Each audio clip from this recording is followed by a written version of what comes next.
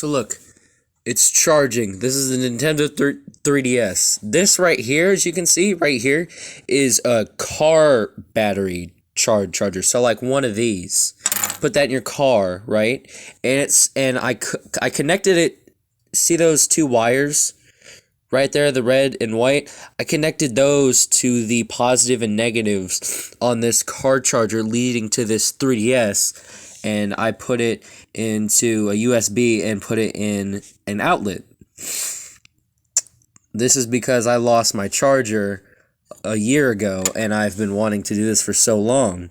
See, this connects, it goes back there and comes back here. Positive and negative goes into over here, and then right here is, you see, the big spring is the positive, and the negative is this clip, I think. I don't know. But I put them together, and it's charging, and it works. I'm so happy.